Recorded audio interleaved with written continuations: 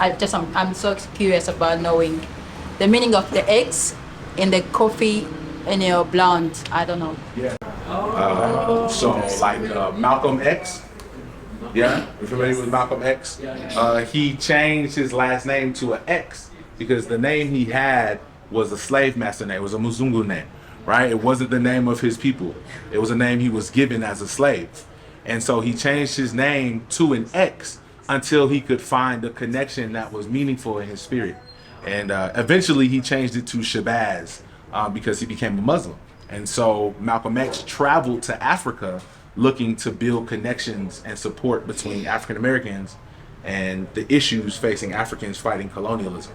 He was later killed for that and was not able to complete that mission. But for us, we believe, even though we are not Muslim, we do follow the Most High, and we believe that that connection is something that should be continued. And coffee is the perfect place to start because the only continent on the planet where coffee grows naturally is Africa. All other coffee has been taken from Africa by force and planted somewhere else. You know, coffee is the most drank liquid on the planet after water. It's the most traded good from third world countries after oil. It's globally a $480 billion industry, and we believe some of that money should go to African people. More than 2 billion, which is less than 1%. And so as African Americans, we want to support that in different countries as we can, whether that be through making music or sharing people who are integrating their supply chain on our social media or amplifying that through storytelling methods like this documentary. The X represents the desire to find that connection. Yeah. And just to answer that too, being here, the X, I'm gonna cry. Because we're not different. We're the same. We're not far from each other. We're not far from each other, and we African Americans have been told that we're far from you, and we're not. And being here and seeing how close we are and how there is no gap, I want to tell more people in America, more Black people, we're not apart from our African brothers and sisters. They're right here. They're here for us. They love us. And we've been told lies after lies after lies for years, for so long. They tell us so many bad things about Africa. And I come here and all I see is beauty. I see beautiful people. I see beautiful land. And it makes me full. It makes me very, very full. So the X's, we're not that far. We're not that far. So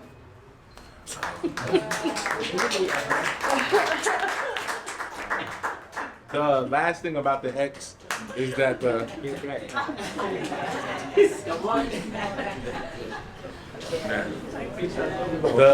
last thing about the X is mathematically the X is the variable. And oftentimes in coffee, variables are very important in producing quality coffee. Time, temperature, grind size, total dissolved solids within the liquid, all those things play a part. Elevation, moisture. And sometimes those variables can be used as a weapon to make other people feel less than because they don't know. You don't know the correct grind size, you don't know the correct water temperature, you don't know how to adjust for elevation and density within the seed in your grind size, then you don't deserve to be here. You don't deserve to do this. This is not for you. Let me serve you. Pay me. We believe though that variables are something to be celebrated. That they are a gift from the Most High to show His creativity. And that instead of trying to make everyone the same, instead of trying to make everything full of sugar and cream, that we should embrace the unique notes that each coffee seed has. Each country, each co-op, each smallholder farmer, each small seed has a unique story to tell from the Most High. And we believe that those should be celebrated. And that when we celebrate that, it makes all of our palates richer for the experience. Because now we are receiving more of the Creator's creativity through his creation. Oh my God. Amen. And so that X means a desire to find the created things that the Most High has placed on this planet and to celebrate them and give him praise for that.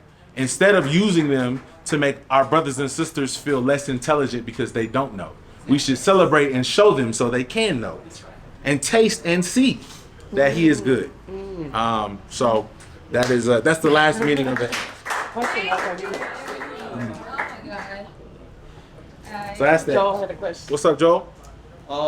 My movement, and I want to congratulate you for starting such a big thing. I'm so glad that after 50 years from now, we'll be celebrating what you started. This is a day to remember, I believe, in the next 50 to 100 years, because to me this was an eye-opener, because we believe slavery ended 500 years ago, colonization has already ended, but you're showing us things that already we live in today that we can actually change and is in our capabilities to change today. So very glad to be part of the movement. You can count on me, you can count on Rwanda as a country. You're home, we can do this, and we will change this. Thank you very much. We're family. Now I'm gonna bring this amazing man. So good. Thank you so much. Well, my question is, you guys have been traveling around the world, right? What should farmers from Rwanda can improve? What should baristas from Rwanda can improve? I mean, you tasted a lot of coffee. Yeah. You have been meeting with a lot of farmers. And you guys, you talk about positive things around the coffee community from Rwanda, but just have this question, what should we improve? Because you've been around the world, you saw how people do things. So what should farmers improve? What should the baristas improve? Let us know, please. Thank you. Okay, what y'all think? What y'all think? I personally don't feel. Tell them what his question was. Oh yeah, you want to translate the question? Mwabyumvishe cyangwa tubwire igisubire mu Kinyarwanda? Yeah, they understand. Okay. They I speak didn't know if they heard English. it. I didn't know if they heard it. Yep. Okay. I don't feel qualified to say what farmers should improve. I heard someone, Baba Kenya, she's a producer in, or actually she owns an exporting company in Kenya. And she was speaking at a conference, and she was speaking to a lot of American and European coffee roasters. And she said, there's one thing you need to understand. We can learn to do what you do. You cannot learn to do what we do. And I always remember that because, you know, my grandmother was a farmer. She picked 400 pounds of cotton a day in order to support herself because that was the only job she could get. And as a child, I would go to her at my grandfather's farm. And my uncles would always tease me because I grew up in the city and I couldn't do what they did. I couldn't pick for as long as they picked. I couldn't work in the field as long as they worked. And that always gave me a respect for people who work the land. I think there's always an opportunity to improve in quality and in science and in processing, but those things can be learned. But the spirit of someone who knows how to connect with the soil is something that cannot easily be grasped. And so for me, my respect, the utmost respect, is to the farmers because they do something. Just a joke, okay? When I went to farms in Ethiopia in Guji, there were old men, 70 years old, 80 years old, going up and down the coffee mountain. I was the last one up the mountain. In fact, they had to come help me get up the mountain. And so I feel like my respect first is to the people who can do it, I cannot. You know what I mean? That's what I respect about the farmers. As well as baristas, I've seen some beautiful latte art. It's better than mine. You know what I mean? As well as many of the coffees that we've had are very delicious. What I want to see, if I could add something, is I want to learn about what coffee means to Rwanda. and for more people to listen to Rwandan farmers and baristas as they speak about what coffee means to them. And that's not something to improve, but it is something I want to learn, which is more than just particle distribution or total dissolved solids within a liquid or the appropriate temperature or extraction theory. All of that's cool, but those are things you can learn. And I believe Black people are very smart, so they can be learned pretty easily if one takes the time and attention and diligence. But the unique special thing that no one else can learn that we have to learn from you is, what does coffee mean to you?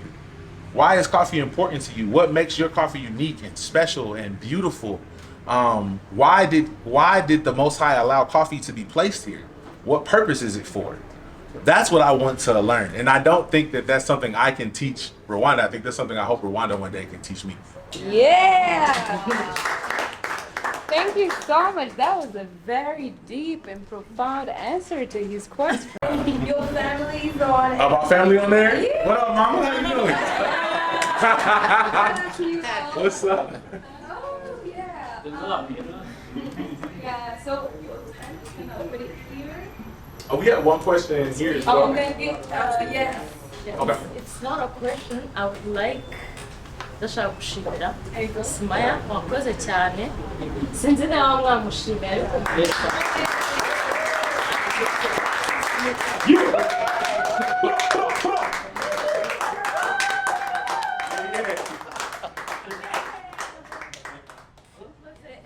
tuziranye nyine gutya ducaho tumikaho cya ariko Smaya akunda abantu, ntabwo akunda abantu. Nicyo cyiza rero cy'ikawa, ikawa ntabwo wayikora mudakundana. Rero ndagushimira ko ukunda abantu, ndagushimira ko ukunda ikawa, ko waduhuje gutya kuri Imana umugisha. Thank you, uzabikomeze. I was saying she loves people.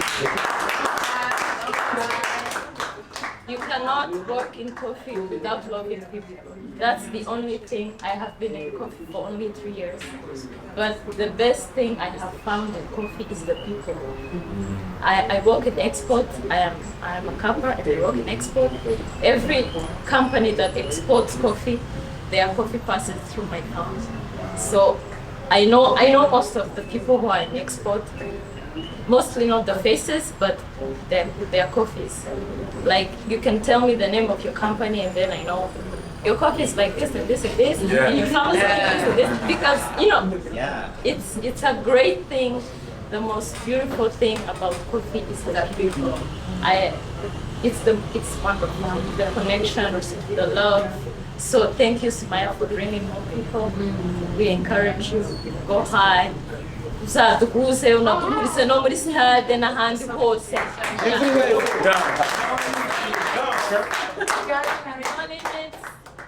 Abantu bagushigikiye, abantu muri kumwe For the guests, thank you guys so much for coming to our country. We love you. You are welcome anytime. You said the X is the connection that was lost. I mean, it's no longer lost. You can even add in the Kinyarwanda names if you want. Come on.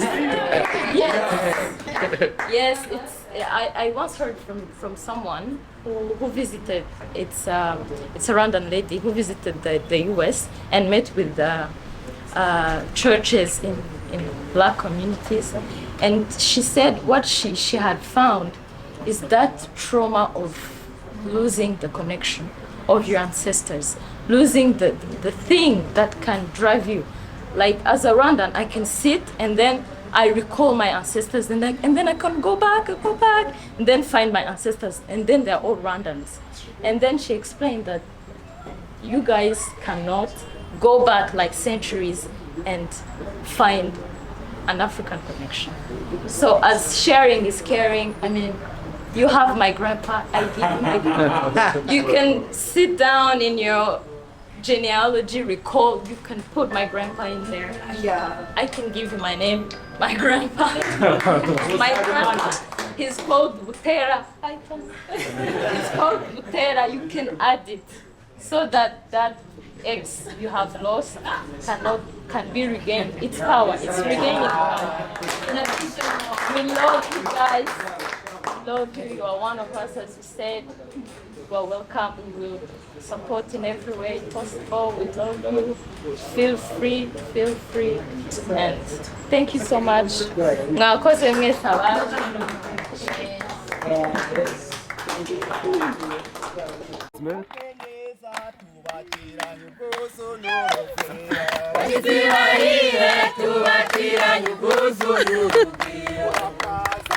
Murakaza murisanga mu ruganda bafungiye.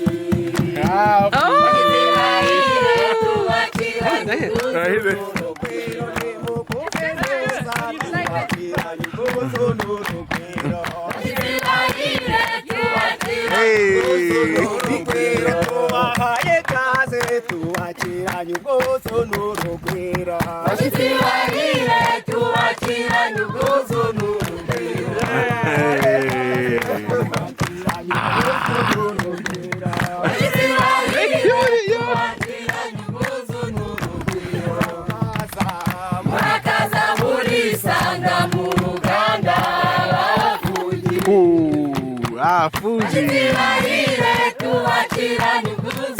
Well done, sir. Okay, yeah. I can't dance.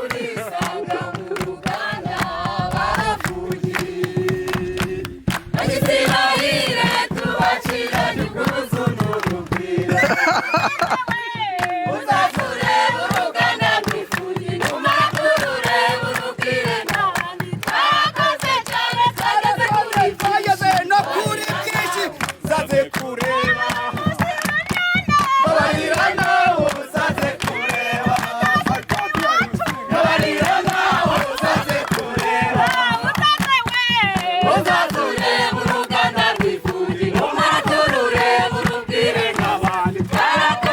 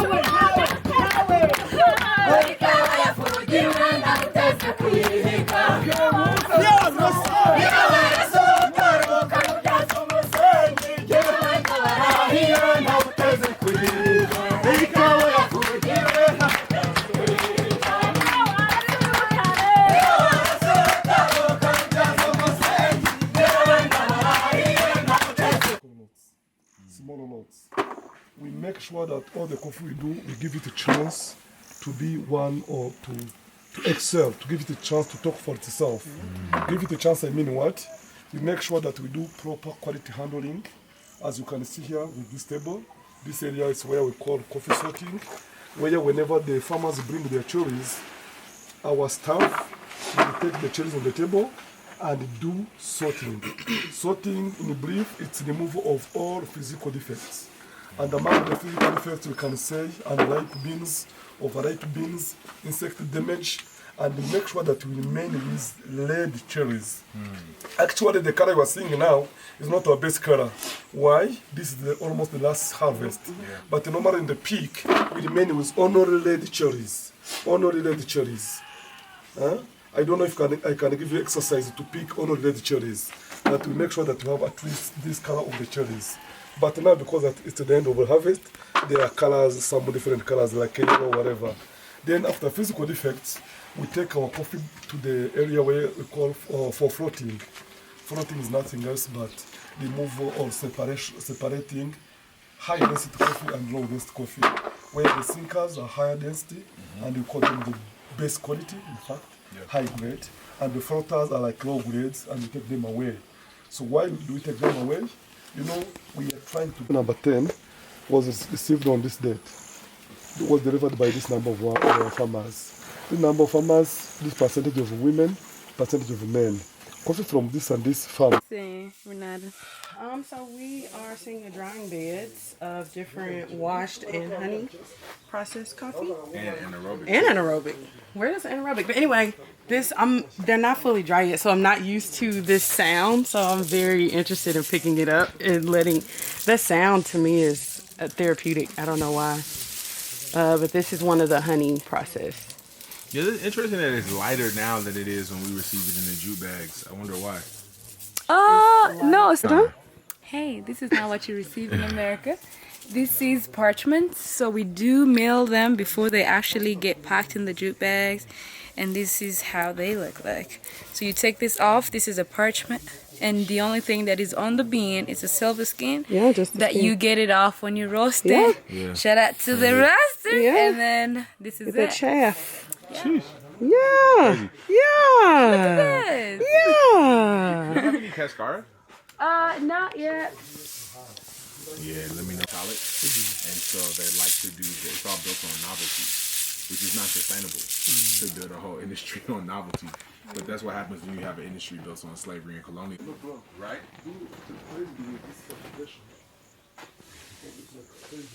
Yeah, he was gambling. Yeah, it's gambling. Yeah, bro. That's to me, I don't mind anaerobic. I like them because I'm a coffee nerd. Yeah. So at the end of the day. But I think that when you think about loving black people like you love black coffee, you think about people have to come first before the experiments. Yeah, okay. This is my first time seeing everything. I know. I fall so much.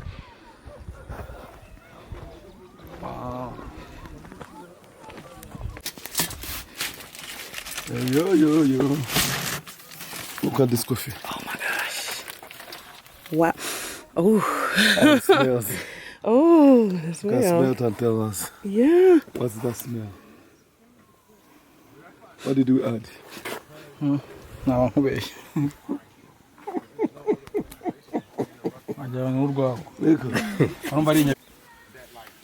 So now it's our new process.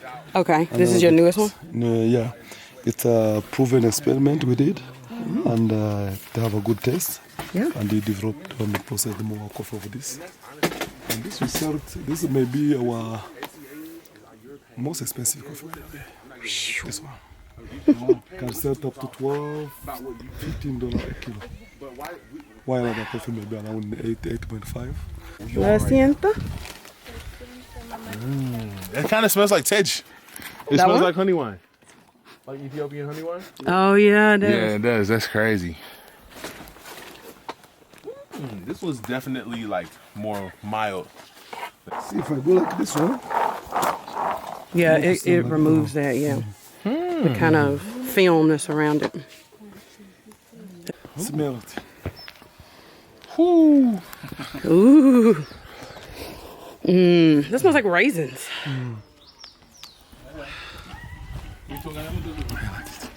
Wow. That's coffee tea right there. Aficionado from.